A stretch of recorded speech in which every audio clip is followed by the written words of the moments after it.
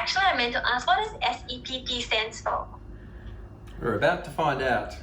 Okay. Cool. Greetings everyone, here we are, session 10 of the SEPP Cooking Show during the Nan Tien Cultural Festival.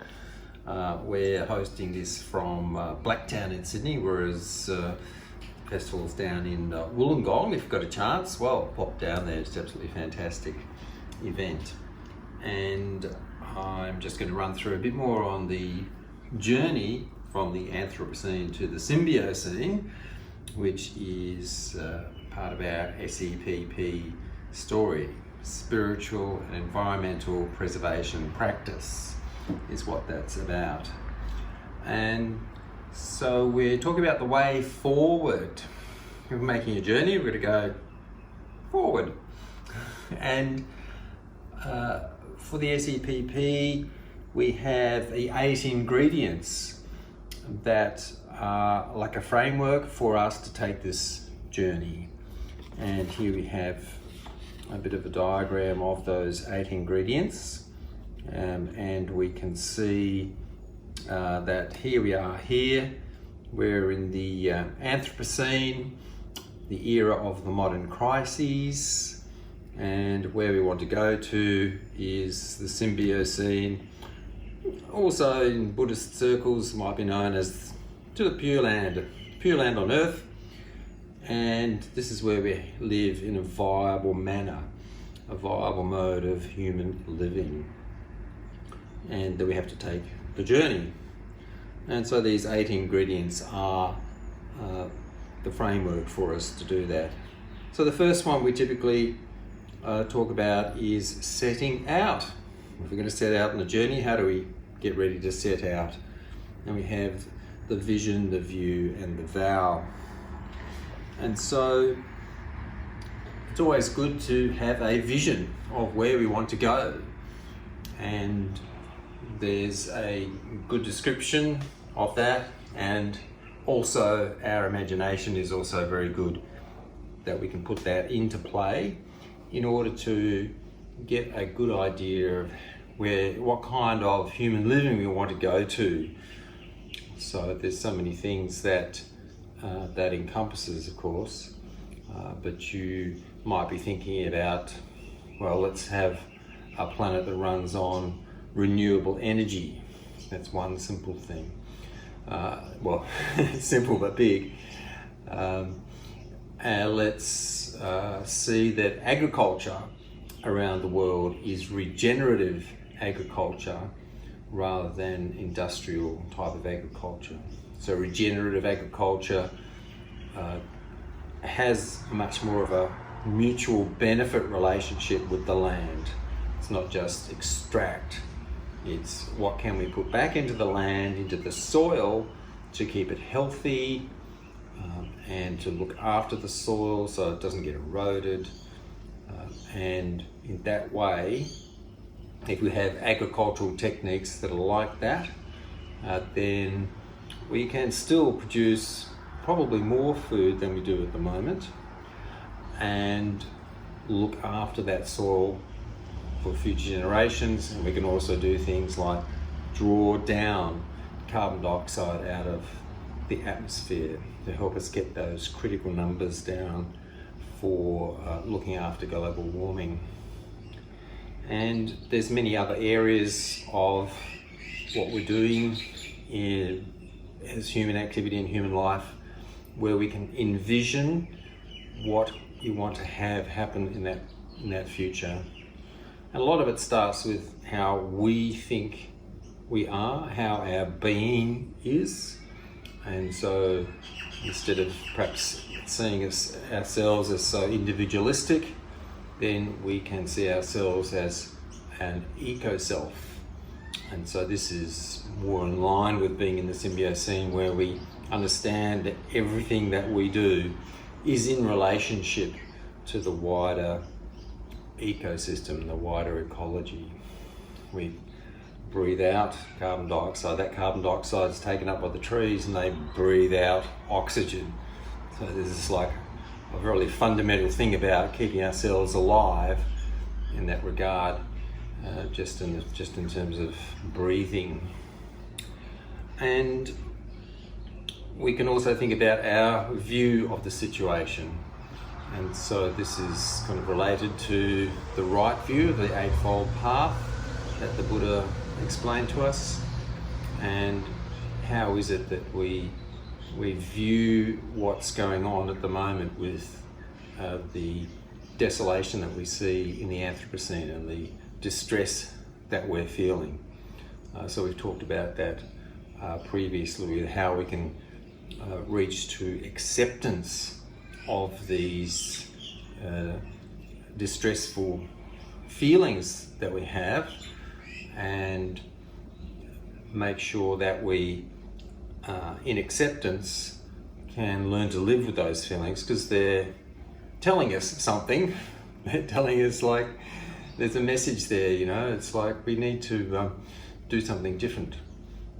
You know, when we're feeling this sadness, anger, despair, overwhelm because of this global situation, that's a real thing, and it's a natural thing to feel. Sometimes that can lead to eco-paralysis, big eco-paralysis, where you kind of just put the whole thing aside and get on with daily living. But even small eco-paralysis can be something that's going on as well. And then, having had a vision, so that develops into the intention, the motivation, commitment, and will to get on with the job. And one of the things that we can do to energize that some more is to say it as a vow. So for myself, after some time, I came up with, because I was thinking about this for a long time, came up with I, Tom, vow to keep the planet livable for all. And so that's energizes me and helps me to keep on track as far as putting things into practice and getting on with the job, and trying to keep out of the black hole of Facebook, for instance. So those, having that commitment, go to the next step, expressing it as a vow, helps us to keep on track, keep focused. And so that's the first of the 8 ingredients. As we go through the rest of the sessions this week, then we'll be talking about the other ones as well. And now Ling is cheekily going to be telling us about Mr. Beans. You've heard of Mr. Bean? Well, Ling is taking that a step further and she's going to make something with beans. And if you would like to buy these beautiful t-shirts, please support 2030. All the money go to Nantien. You know, the project that we actually run. You know, there's different sizes and certified organic. Thank you so much. I would like to continue with what I've actually have been sharing this morning, the shake up the goodness in all of us. For me, you know, little things like that, like I said this morning, is very handy. Just, you know, a couple words, 1 word, 2 words, or 4 words. It's easy for me to do. Say good thing, do good deed, think good thought. Today, I would like to actually you know, there's and also this little book too that Master Hsing Yun has written. You know, his one-stroke calligraphy, and that one there, How Sin, Good Heart, or a wondrous mind. How can we practice a wondrous mind? Let us contemplate on that while we are actually doing the cooking today. There's another set as well that you can actually get. Something like that is very easy for me to actually to do. A good mind, a wondrous mind. What does it mean? Let's continue with that. Now, the topic today that we actually going to do in this 15 minutes is beans. Sometimes we don't have time. Sometimes we just don't feel like doing anything. Sometimes we just in that state where everything will do, anything will do. So, but we still have to feed this body. What do? Something come in the cans like that, and also we're making the choice as well, certified organic. no added salt.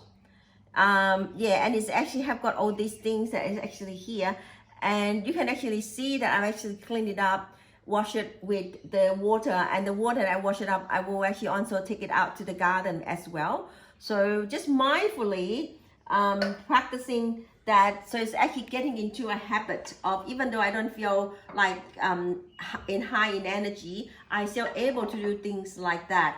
And these little things here is from Tom's mom, and yeah, it's a gift from his mom. So the bean, once I've actually opened it, I pop it into you know, this draining thing, and I wash it. I rinse it again and again and again until it's all nice and clear and drains out the water. And I pop them into the salad bowl. All right. Now here I would like to introducing a couple things. To make it easy, sometimes, you know, you actually have got the hummus. You can actually buy hummus where it's already made. You don't have to make it at all. Leave it in the fridge. You can use them for the salad dressing. Because sometimes, you know, if you have got a friend or your granddaughter or someone that you know that is either vegan or allergic to eggs, then, you know, instead of having the mayonnaise, even the choice of mayonnaise, we always make sure that we buy them from glass, and also that we can actually recycle and reuse this glass, these bottles as well, extending life, like our Master Hsing Yun have said. So depending on, you know, what we have, who we have, how we feel like, we have two choices right there and then. Now to do this, it's always good that it's actually to add lemons to it, right? Just as the beans as it is, it's not going to be interesting. How is it that we're going to make it interesting? This morning I have, after when we make the shake, I have got some blueberry left over. So I'm going to pop the blueberries in there. Rather than what I'm going to do with the blueberries, you know, keep it for tomorrow. No, let's actually use it up. And 2 sessions before, I have made some tea eggs. I love making tea eggs. They're very handy and they're beautiful with the marble patterns. As ecotherapist, I love making things with food. Also, we have got we can play with food wholeheartedly. So I'm chopping the eggs up. Here, I'm actually not going to tell Tom because he doesn't like boiled egg. So Tom did not see this. That works well, actually. Instead of Ling asking me, would you like some boiled egg in your lunch? I would say no, but if you just put it in there, I'll be very happy to eat it. So sometimes, you know, like this one here, I was going to share with you. Oh yeah, that was actually the other one. One of the Dharma word that I was looking at from Master Hsing Yun this morning was, you know, not to know. Sometimes it's actually really good. You know, do we think we have to know everything? Sometimes not to know, it's a heaven. You know, like Tom is actually saying right now, you know, does he have to know that I put eggs in there? Now, with that already in, yeah, thank you. With that already in there, you know, I have got a choice of sunflower seed or sesame seed, or this beautiful lots of oil, you know, the pine nut. But you know, my body is actually sort of telling me that to put some sunflower seeds in there. So I always, you know, like mindfully, we always make that choice rather than having someone to make that choice for us. Why don't we put it into our practice and then it becomes a second nature? So we just actually remind ourselves, I always have choices, and limit your choice. As a teacher, you know, I always actually give my student 2 choices. You're going to read, do you want to read this book or you want to read this book? You know, they always have the choices to actually to pick from. And another thing that I'm going to add on to, do you eat garlic at all, or you don't? No, we don't. Good on you. Your whole family is actually vegetarian. Yeah, we're vegetarian, but we do eat eggs. Yeah. Yeah. So you don't have to put garlic in there at all. Tom and I, we actually still eating garlic. Tom is actually not that much. You know, he actually quite good. But sometimes, you know, from time to time, as you know, garlic, I see them not as an enjoyment. I use garlic as medicine. Yeah. So it's very important. Again, you know, someone actually might say, "Ha, that's an excuse." So I'm actually accept that. No, we take onions. It's just that mom finds the garlic smell a bit strong. So that's more. It's not because we are vegetarian. We are not taking the spices. We do take some of the spices. Just garlic is a bit strong, so mom doesn't like it. So since they do the cooking, it's not often used. So you actually leave it to them. Yeah. No, garlic sometimes is actually quite strong as well. So you know, I also like to grow garlic as well. So I've actually have garlic is very easy to grow. You know, you can actually grow and grow among other vegetables. It can actually defer pests. It's actually quite good. Yeah. So you know, I have got those ingredients already in there. I was thinking about putting the you know, with olive normally is actually very salty. So if I put olives in there, I will not use soy sauce. If I use soy sauce, I would not use olive. So I think I'm actually going to stay with soy sauce. Hop into soy sauce. Just, you know, just a little bit, just to actually to keep the taste up. And I also have the choices of hummus. Sometimes when you actually cannot make that decision, it's always good. That's why we actually have community of practice. We can actually ask our Dharma brothers and sisters. That's why we stay together as SEPP, the community of practice, spiritual and environmental preservation practice. We have got each other to actually to relying on, not just the Dharma, not just the Eight Noble Path. Sometimes, you know, we can actually check, hey Tom, which one would you feel like, the mayonnaise or hummus? Mayonnaise. Mayonnaise, yeah. So you know, there you go. You don't have to think for yourself. Sometimes you just want to actually to have that day off of making that decision. Obviously you can, you know, you can actually ring up your community of practice, your Dharma brothers and sisters, and you can actually say, hey, I actually cannot make up my mind. Should I actually have hummus in my salad, or should I have mayonnaise? Someone can make that decision for you. So this will be actually my last, actually chili. If I'm not using chili, then I have got pepper. You know, we can actually add pepper today rather than chili. So I'm squeezing the lime or lemon into the salad. That is actually will give it a nice kick, a nice sink. And I have got something chewy like the sunflowers, and it's also good for my body as well. Like this body, even though it's actually in Chinese we actually called it a bag of compost. I was going to use the other word, but I I better be you know, yeah. Anyway, so you know, we have to also need this body.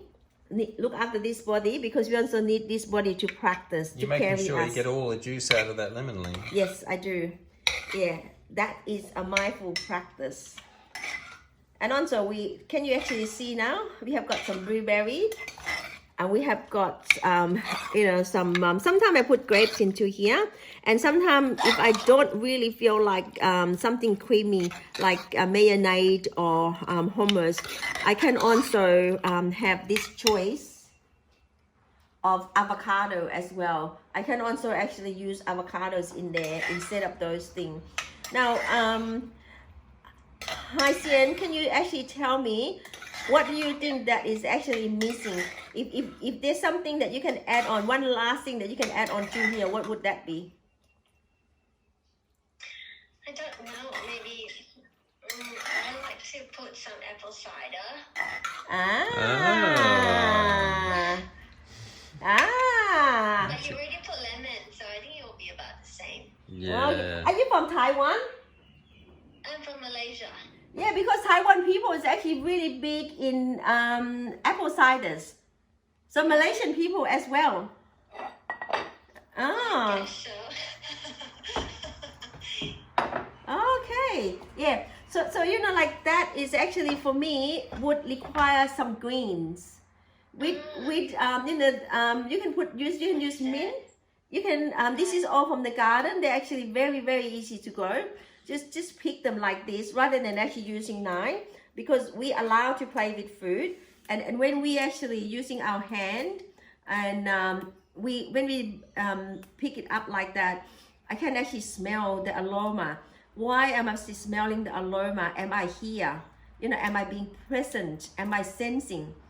Or am I actually being realizing, you know, am I actually like miles into the futures or miles into the past?